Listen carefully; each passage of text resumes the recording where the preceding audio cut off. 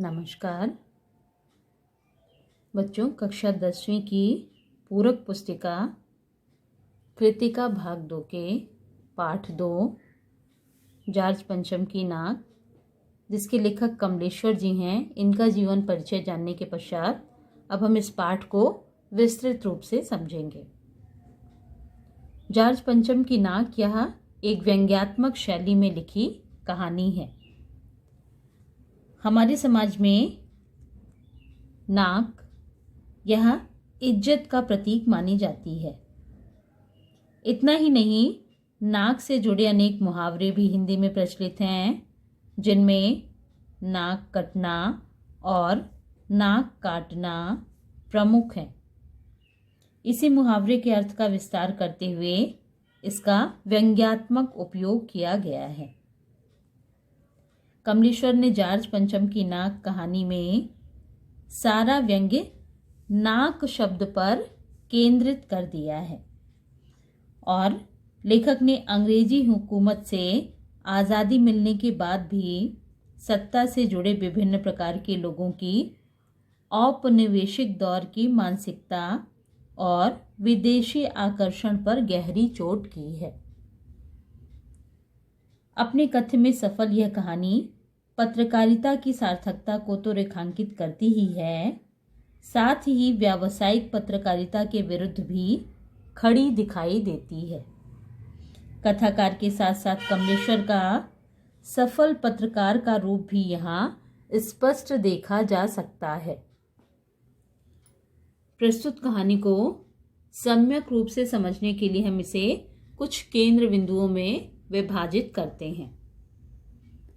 प्रस्तुत कहानी में उस समय की भारतीय सरकार की मानसिकता को व्यक्त किया गया है।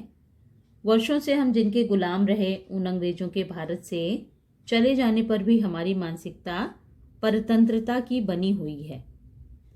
ब्रिटेन की ठसक इतनी है कि वहाँ की रानी एलिजाबेथ के भारत आने पर अपने कामकाज छोड़कर उनके आगमन की तैयारी और स्वागत में संपूर्ण सरकारी तंत्र लग जाता है और जॉर्ज पंचम की टूटी नाक को लगाने के लिए अपनी नाक काटने को तत्पर दिखाई देते हैं।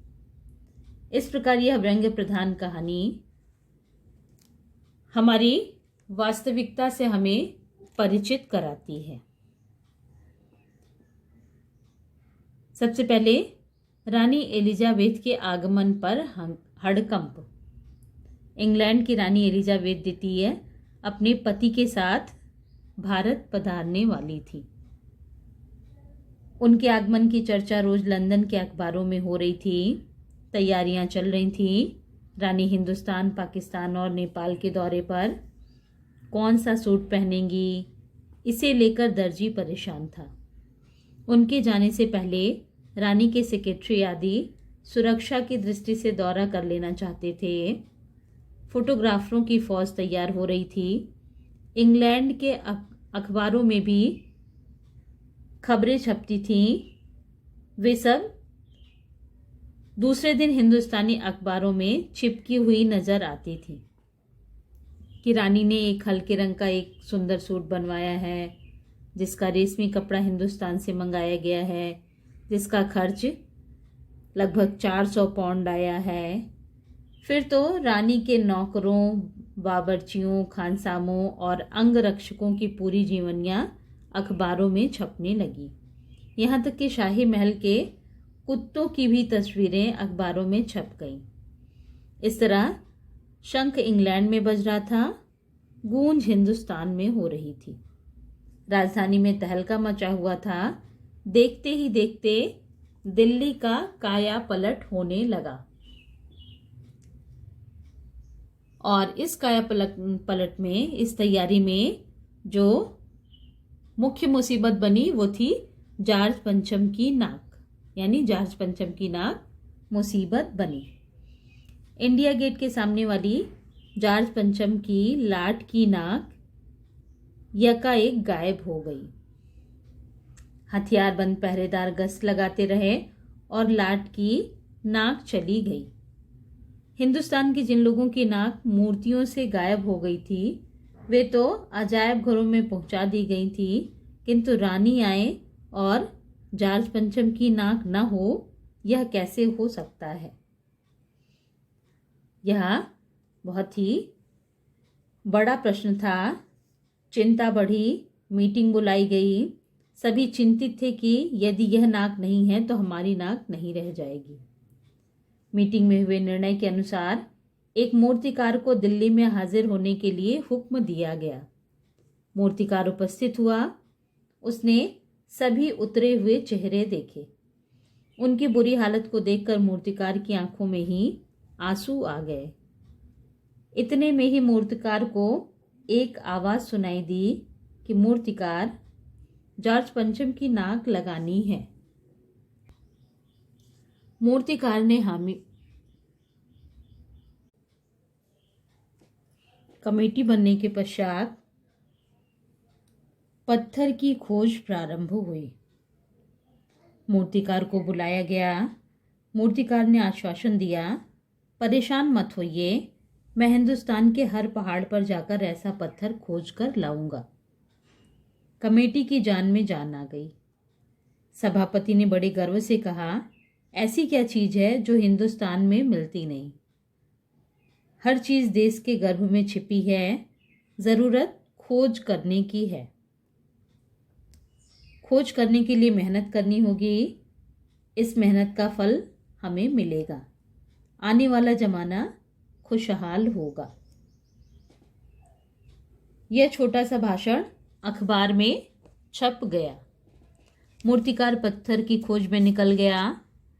कुछ दिन बाद हताश लौटा। पत्थर नहीं मिला।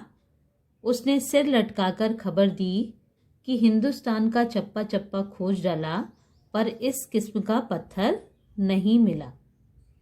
यह पत्थर विदेशी है। सभापति तैश में आ गए। बोले, लानत है आपकी अकल पर। विदेशों की सारी चीजें हम अपना चुके हैं, दिल, दिमाग, तौर तरीके और रहन सहन। जब हिंदुस्तान में बाल डांस तक मिल सकता है तो पत्थर क्यों नहीं मिल सकता? अपने किसी नेता की मूर्ति से नाक उतार ली जाए, यह उस कमेटी के द्वारा निर्णय लिया गया। सभापति ने फटकार लगाई।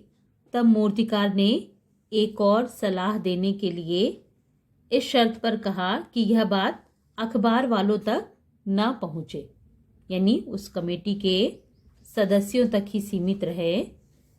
यह कह करके उसने एक नई सलाह दी, और वो सलाह थी, अपने किसी नेता की मूर्ति से नाक उतार ली जाए।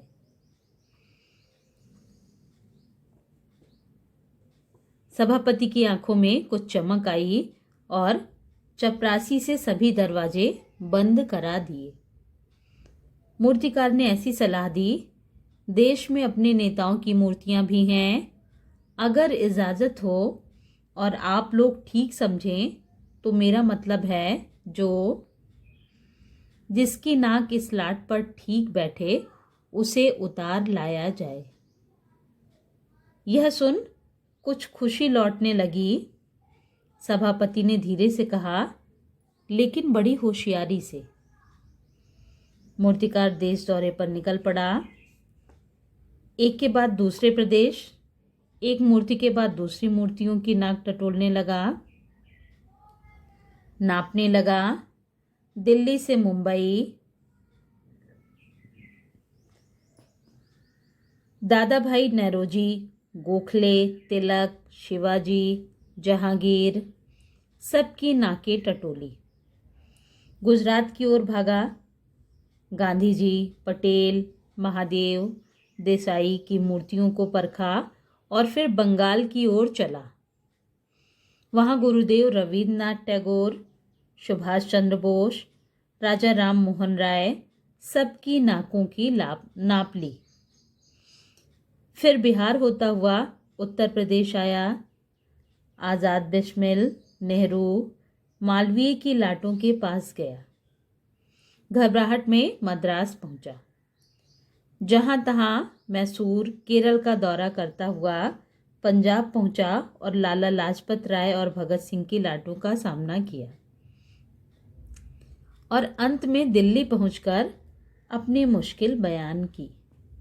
पूरे हिंदुस्तान की परिक्रमा कराया, सब मूर्तियां देख आया और सबकी नाकों का नाप लिया, पर जॉर्ज पंचम की इस नाक से सबकी नाकें बड़ी निकली।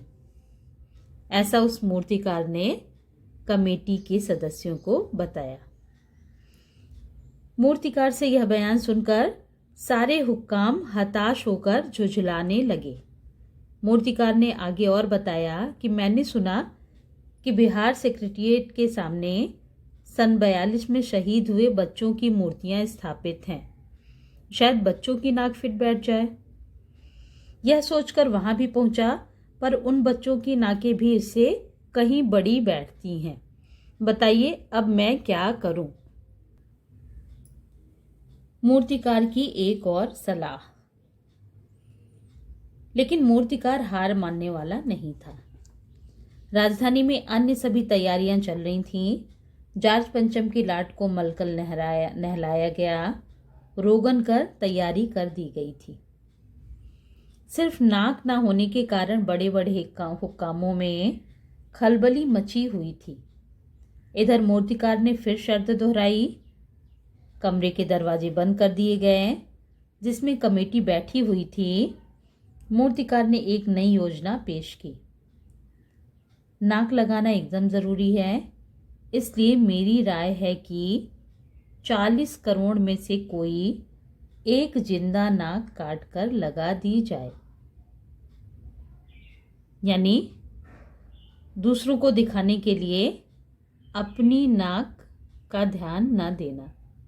यानी अपने देश के जो वासी हैं, जो उनमें से 40 करोड़ जो जनता है, उनमें से किसी एक जिंदा नाक को काटकर जॉर्ज पंचम की मूर्ति पर लगाने की मूर्तिकार ने योजना बताई। मूर्तिकार की इस नई सलाह को सुन सन्नाटा छा गया। सबको परेशान देखकर मूर्तिकार ने कहा, आप लोग घबराते क्यों हैं? यह काम मेरे ऊपर छोड़ दीजिए। नाक चुनना मेरा काम है, आपकी सिर्फ इजाजत चाहिए। कानाफूसी कर मूर्तिकार को इजाजत दे दी गई। अखबार में सिर्फ इतना छपा कि नाक का मसला हल हो गया और राजपथ पर इंडिया गेट के पास वाली जॉर्ज पंचम की लाट की नाक लग गई है।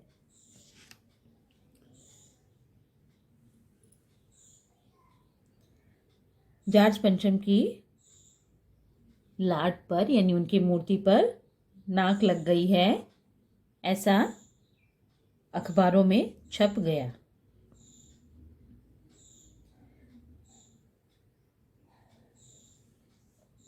मूर्ति के आसपास का तालाब सुखाकर और साफ कर ताजा पानी डाला गया, जिससे जिंदा लगाई जाने वाली नाक सूख ना जाए। रानी के आने का दिन नज़दीक आता जा रहा था। मूर्तिकार खुद बताए हल से परेशान था। उसने फिर जिंदा नाक लगाने के लिए कमेटी से कुछ और मदद मांगी। वह उसे मदद यह कहते हुए दे दी गई कि उस दिन हर हालत में नाक लग जानी चाहिए।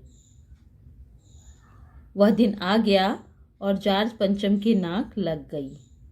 सभी अखबारों में खबर छपी कि जॉर्ज पंचम की जिंदा नाक लगाई गई है, यानी ऐसी नाक जो कतई पत्थर की नहीं लगती। लेकिन सब अखबार खाली थे। जिस दिन जॉर्ज पंचम के बुत पर जिंदा नाक लगाई गई, उस दिन देश में किसी उद्घाटन की खबर नहीं थी। किसी ने कोई फीता नहीं काटा था। कोई सार्वजनिक सभा नहीं हुई। कहीं किसी का अभिनंदन नहीं हुआ। कोई मानपत्र भेंट करने की नौबत नहीं आई। किसी हवाई अड्डे या स्टेशन पर स्वागत समारोह नहीं हुआ, अखबार में किसी का चित्र नहीं छपा, सब अखबार खाली थे। पता नहीं ऐसा क्यों हुआ।